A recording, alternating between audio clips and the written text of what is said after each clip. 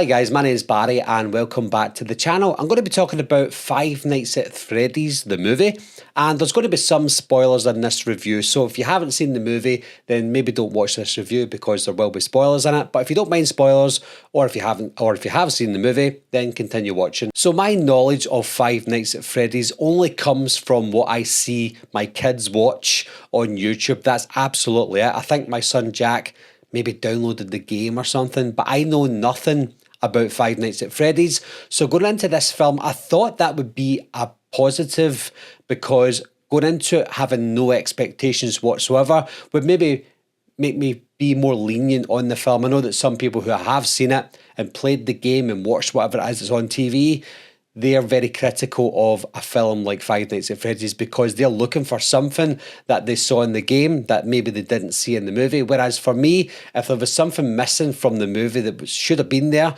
that was imperative to see in the game, it wouldn't bother me because I didn't know anything. I was none the wiser. So getting into this movie blind was probably the best thing to do because overall, I think this movie is kind of bland.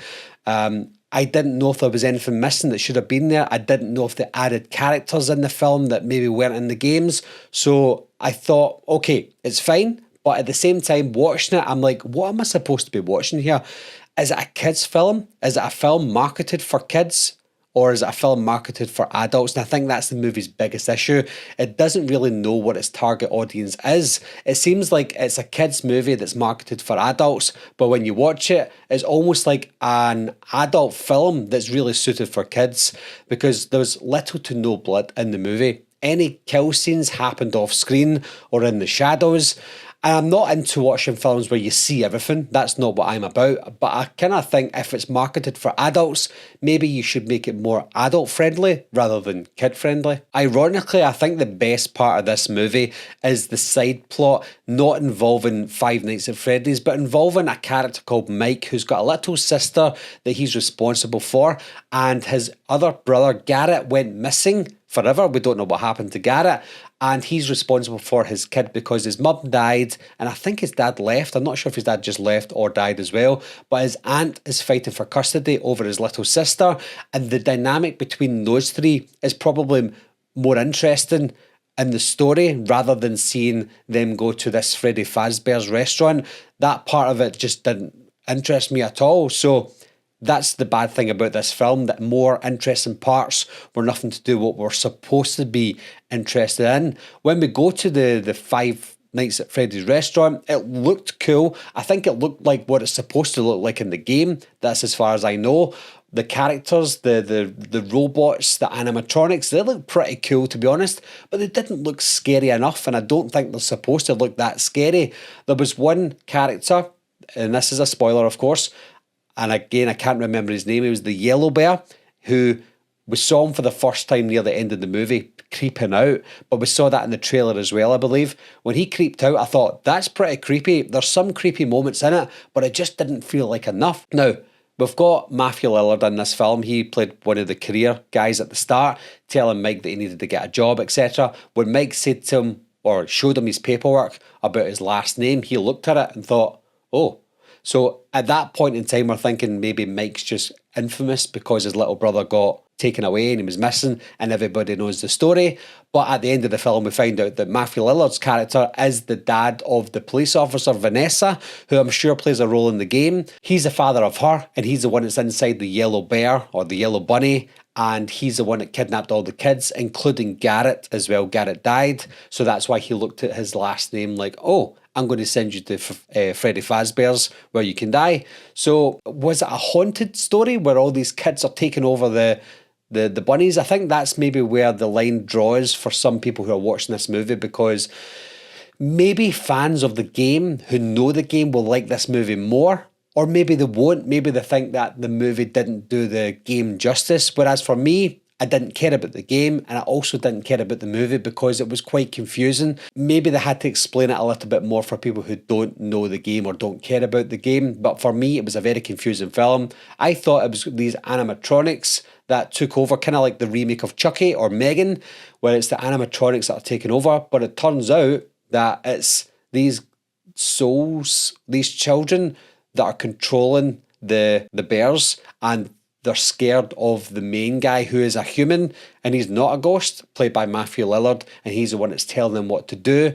But at the end of the day, they decide they're not going to listen to him anymore and they take over him and kill him. At the end of the day, guys, I think it was quite boring. I watched it with my son. He actually really enjoyed the film, so I'm guessing that it does coincide with the game at some point, but he thought it was pretty good. He knew the characters, he knew exactly what was happening, he knew what Vanessa was, he knew about Vanessa's father, etc. So maybe it wasn't much of a surprise to him.